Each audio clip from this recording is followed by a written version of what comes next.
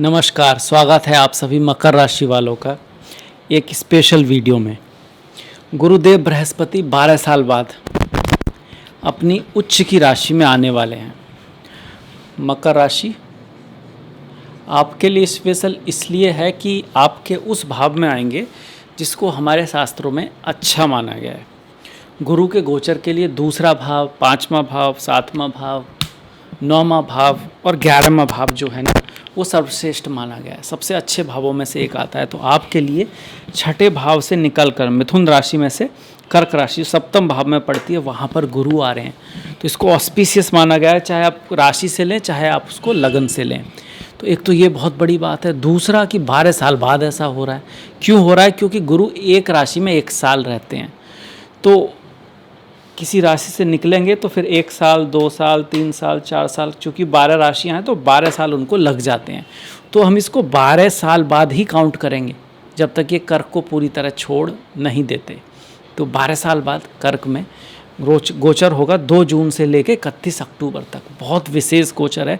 इसका इंतज़ार रहता है सभी को कि गुरु का गोचर हमारा अच्छा हो जाए, क्योंकि चाहे शादी हो, चाहे संतान हो, चाहे जॉब लगना हो, लाइफ में कुछ ऑस्पिशियस इवेंट हो, जब गोचर की बात आती है तो उसको गुरु से देखते हैं। क्यों?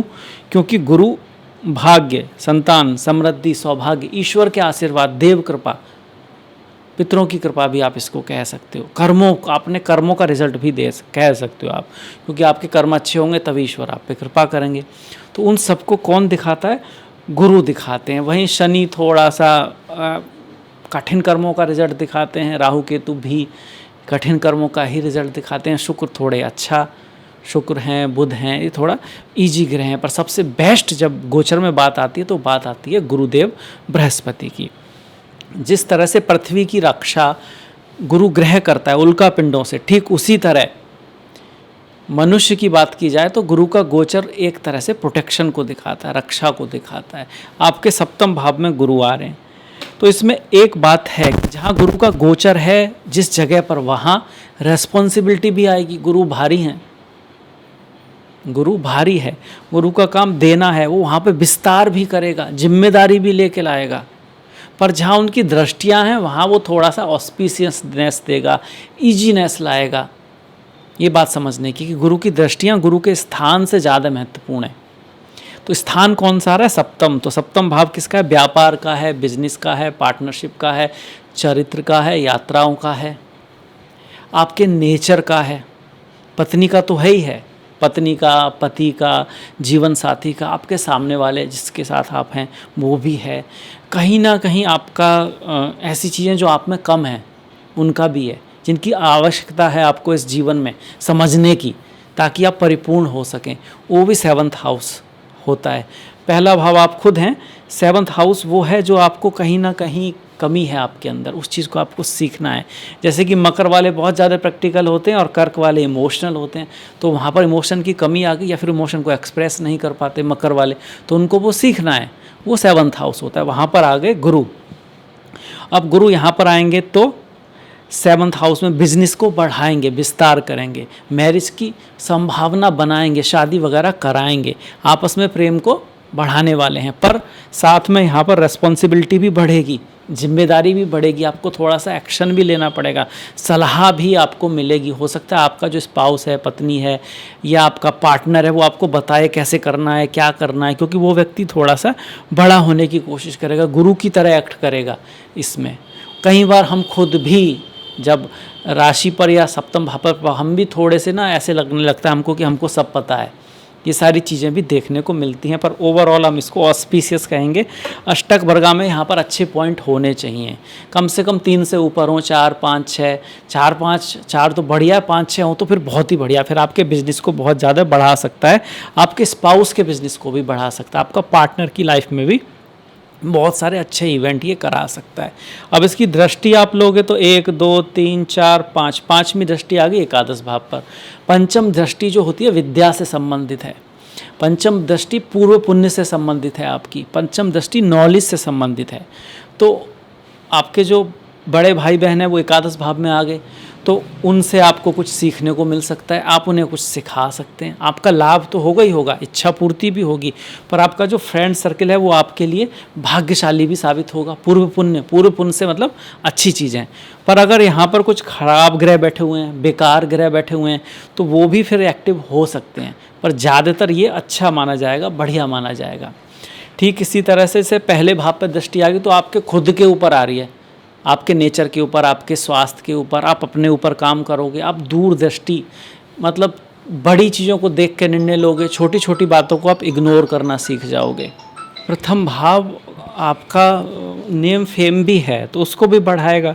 जैसे कि लोग पूछते हैं ना कि भाई शादी का मुहूर्त कब है, हो सकता है, कब चांसेस है हमारे शादी होने के, तो मकर राशि के लिए वो चांसेस बन रहे हैं आपका जून से लेके अक्टूबर के एंड तक। वो बात अलग है कि बीच में फिर हमारा पितृपक्ष शादी आता है तो वो अलग है, पर हाँ गुरु की जो दृष्टि है इस चीज़ को ज़रूर दिखा रही है, आपके ओवरऑल आपके लिए शुभ है।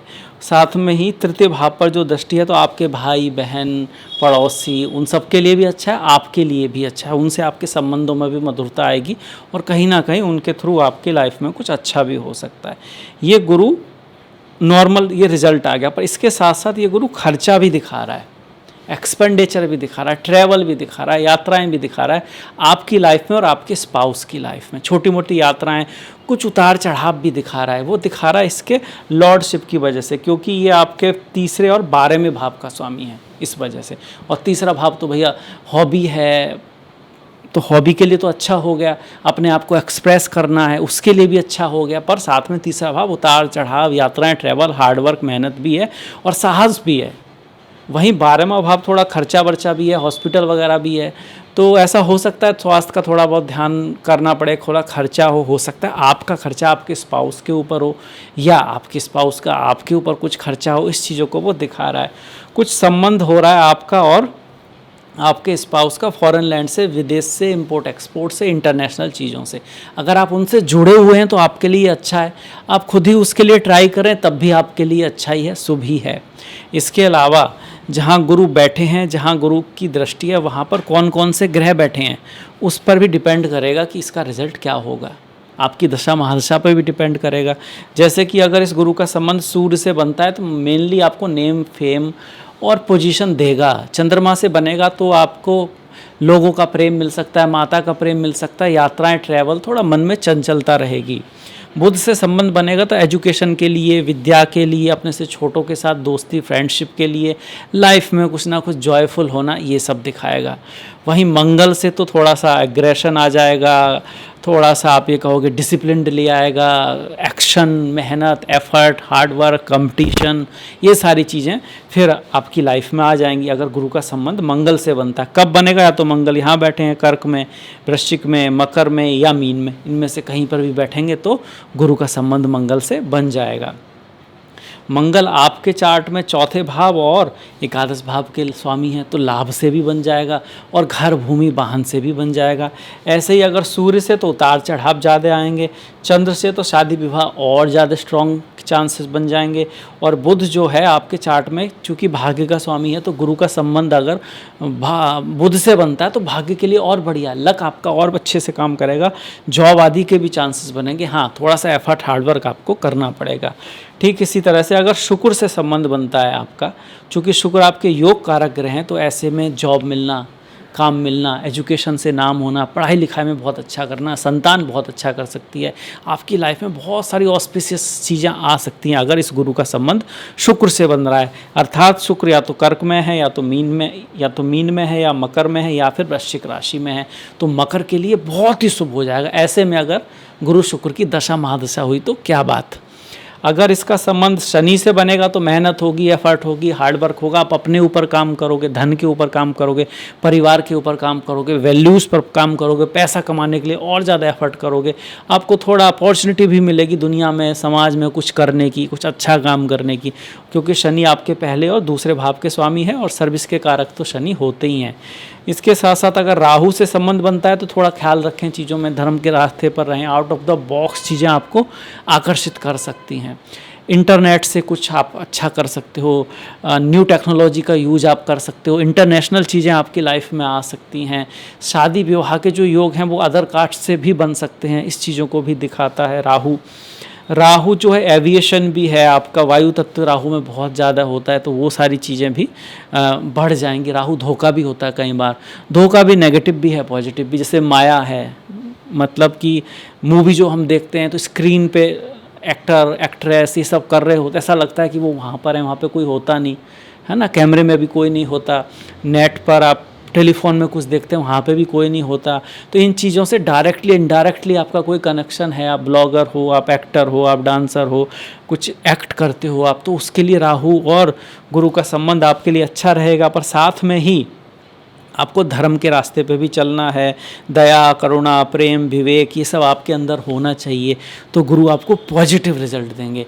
और किसी धोखे से भी बच के रहना है, धोखा हमेशा खूबसूरत होता है, क्योंकि राहु धोखे को भी दिखाते हैं। वहीं केतु स्पिरिचुअलिटी, अध्यात्म को दिखाएगा, यात्रा, ट्रैवल को दिखाएगा। साथ में रिश्तों में कुछ नेगेटिव असर दे सकता है केतु, पर भौतिक लाइफ को के लिए तो बहुत बढ़िया नहीं होगा गुरु से केतु का संबंध। पर स्पिरिचुअलिटी के लिए, अध्यात्म के लिए गुरुओं से मिलना, मेडिटेशन, ध्यान, सपनों में इंट्यूशन का आना, कुछ ऐसी आपको आभास होना जिससे आप परम सत्ता में, ईश्वर में और ज़्यादा भरोसा करने लगो, इसकी संभावना बढ़ा देगा। अगर केतु या तो यहाँ पर है, कर्क में है, या वृश्चिक में है, या मकर में है, या मीन में। आपको कैसे पता लगेगा? आप किसी भी सॉफ्टवेयर में डालिए अपना नाम, अपना समय, किस समय आप पैदा हुए, किस महीने, किस डेट, किस तारीख को, किस समय पे, कहाँ पैदा हुए, आपका चार्ट बन के आ जाएगा।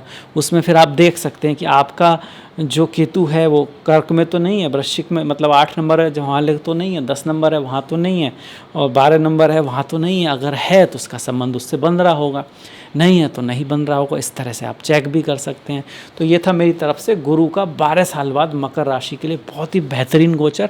होप आपके जीवन में वो बेहतरीन इवेंट्स लेकर आए। इसी के साथ आज्ञा दीजिए, आपसे मुलाकात होगी नेक्स्ट वीडियो में। तब तक के लिए आपका बहुत बहुत शुक्रिया, धन्यवाद।